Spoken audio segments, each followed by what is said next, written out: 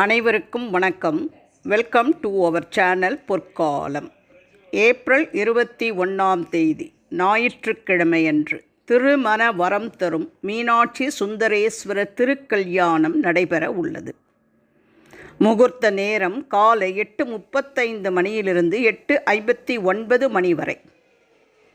அந்த நேரத்தில் மாங்கல்ய கயிறு மாற்ற நேரம், வழிபாட்டு முறை, நெய்வேத்தியம், பலன்கள் அனைத்தையுமே இந்த பதிவில் பார்க்க போகிறோம். வாங்க நம்ம வீடியோக்குள்ளே போகலாம். மதுரை என்ற பெயரை சொன்னாலே நம் நினைவுக்கு வருவது மீனாட்சி அம்மன் கோவில்தான். மீனாட்சி அம்மன் கோவிலில் சித்திரை திருவிழா 12 நாட்கள் மிகவும் பிரசித்தியாக கொண்டாடப்படும். இந்த வருடத்தின் மதுரை சித்திரை திருவிழாவானது ஏப்ரல் மாதம் 12 கொடியேற்றத்துடன் மிகச் சிறப்பாக தொடங்கியது. இந்த திருவிழாவானது 12 நாட்கள் நடைபெறும். இந்த 12 நாளும் மதுரை மாநகரமே திருவிழா கோலத்தில் அலங்கரிக்கப்பட்டிருக்கும். மதுரை மாநகர மக்கள் மனதில் சந்தோஷம் நிறைந்திருக்கும். இந்த திருவிழாவில் மிக மிக முக்கிய நாள் என்றால் அது மதுரை மீனாட்சி அம்மன் திருக்கல்யாண வைபவம்தான். இந்த ஆண்டு மீனாட்சி அம்மன் திருக்கல்யாணம் ஏப்ரல் 21 நடைபெற உள்ளது. கள்ளழகர் வைகை ஆற்றில் எழுந்தருளக்கூடிய வைபவம் ஏப்ரல் 23 நடைபெற உள்ளது. குறிப்பாக இந்த மீனாட்சி சுந்தரேஸ்வரர் திருக்கல்யாணத்தன்று பெண்கள் தங்களுடைய தாலி கயிற்றை புதுப்பித்து கொள்ளும் வழக்கம் இருக்கும். இந்த ஆண்டு மீனாட்சி திருக்கல்யாணத்தன்று சுமங்கலி பெண்கள் தங்களுடைய தாலி கயிறு எந்த நேரத்தில் மாற்ற வேண்டும், எப்படி மாற்ற வேண்டும் என்ற முக்கியமான விஷயத்தை தான் இந்த பதிவில் பார்க்க போகிறோம். வாங்க நம்ம வீடியோக்குள்ளே போகலாம்.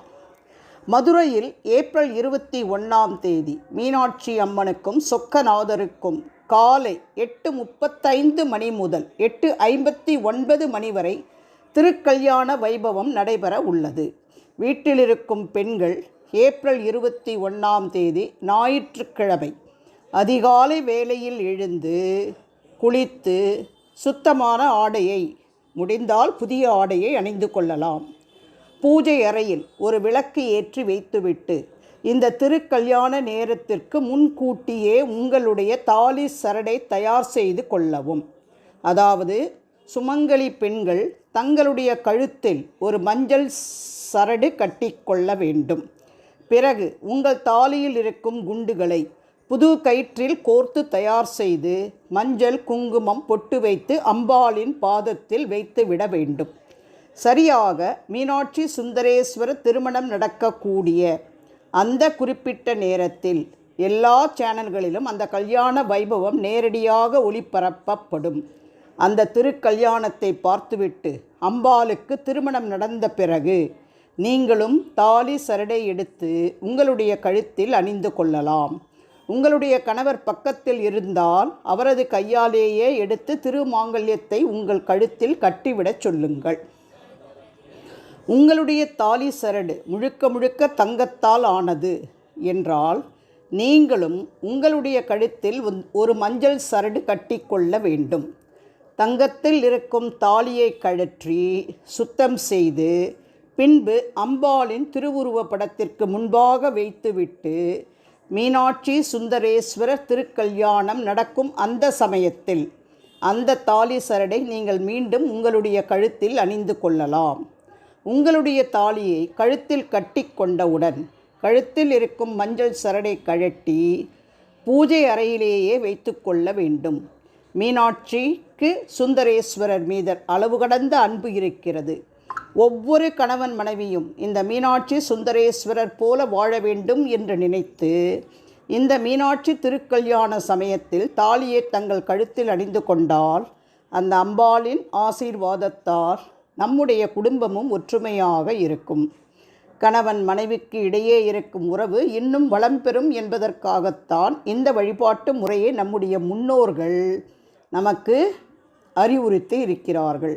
இப்போதுதான் உங்களுக்கு புதிதாக திருமணமாகி இருக்கிறது என்றால் நீங்கள் சரடை மாற்ற வேண்டும் என்ற அவசியம் கிடையாது.